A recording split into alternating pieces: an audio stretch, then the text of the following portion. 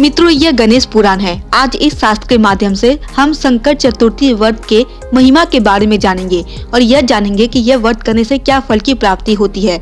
Video शुरू करने से पहले बता दें, आप हमारी वीडियो देख तो लेते लेकिन आप हमारे चैनल को सब्सक्राइब नहीं करते। मित्रों, ये छोटी सी ज्ञानवर्धक वीडियो अगर आपको थोड़ी भी पसंद आए तो प्लीज आप हमारे चैनल को सब्सक्राइब कर दे और वीडियो को एक लाइक भी कर दे। इसी तरह आप हमसे जुड़े रहे ताकि शास्त्रों की सही जानकारी आपको हमेशा मिलती रहे। 17वां अध्याय, संकट चतुर्थी व्रत की महिमा। मित्रों, यह गणेश पुराण का अध्याय है। राजा बोले, हे प्रभु, पूर्व काल में इस व्रत संकट चतुर्थी व्रत को किसने किया? भूलोक में इसका प्रचार किसने किया? इस व्रत का क्या पुण्य है? इसके करने का क्या फल है? दया करके इसे मुझे बताइए।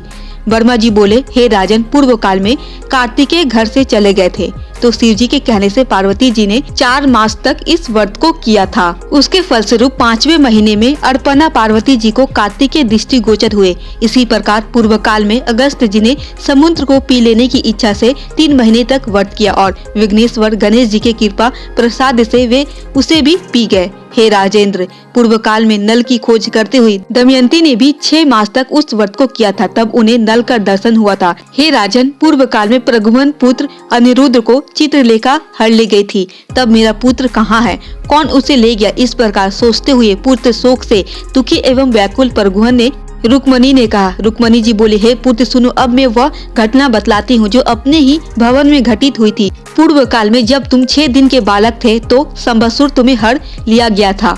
तुम्हारे वियोग जनित दुख से मेरा हृदय व्याकुल था। सोचती थी कि मैं अपने आदित्य और अत्यंत सुंदर पुत्र को कब देखूंगी। अन्य स्त्रियों के पुत्रों को देखकर मैं मन ही मन सोचती थी कि मेरा भी पुत्र इतना ही बड़ा होता।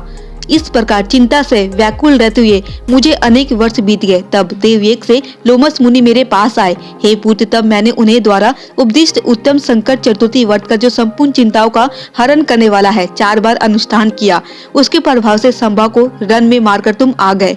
अतः तुम भी इस व्रत को करो, अब तुम्हें अपने पुत्र के विषय में ज्ञान हो जाएगा।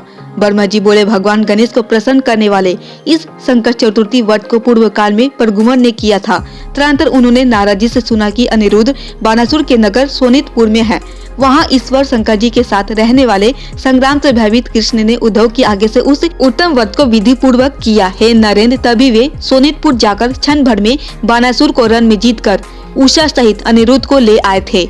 हे निपश्रेष्ठ, सृष्टि करने की इच्छा से मैंने भी इस व्रत को किया था और इसके प्रभाव से मैंने अनेक प्रकार की सृष्टि की। अन्य देवताओं, असुरों, मनुष्यों, ऋषियों, दानों, यक्षों, किन्नरों, नागों और राक्षसों के द्वारा विघ्नों की शांति के लिए यह व्रत किया गया है।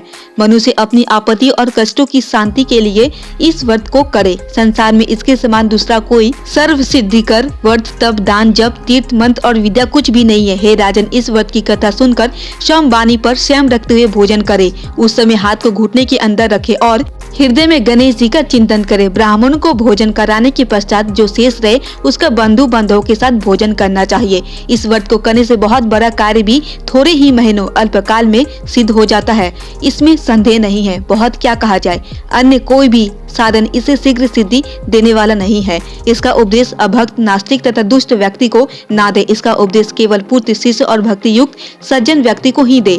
हे राजेंद्र, तुम मेरे प्रिय हो, धर्मात्मा और क्षत्रियों में श्रेष्ठ हो, प्रजाजनों का उपकार करने वाले हो, इसलिए मैंने तुम्हें इस व्रत का उपदेश दिया है।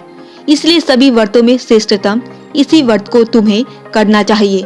इससे तुम्हारे समस्त कार्यों की सिद्धि होगी। मेरा वचन अन्यथा नहीं है। जब जब कोई स्त्री या पुरुष यह देखे कि उसके सामने कोई कठिन कार्य उपस्थित हो, वह इस श्रेष्ठ व्रत को करे।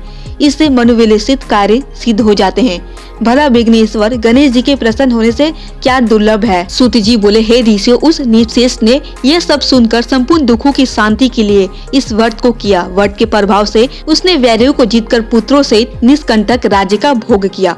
तो मित्रों, यह थी संकट चतुर्थी व्रत का महिमा। इसके कितने पुण्य और कितने फल की प्राप्ति है, मित्रों, आप शास्त्र के द्वारा समझ गए होंगे। उम्मीद करते हैं कि आप जानने के बाद अवश्य करेंगे। और यदि थोड़ी भी वीडियो पसंद आई हो तो प्लीज चैनल को सब्सक्राइब कर दे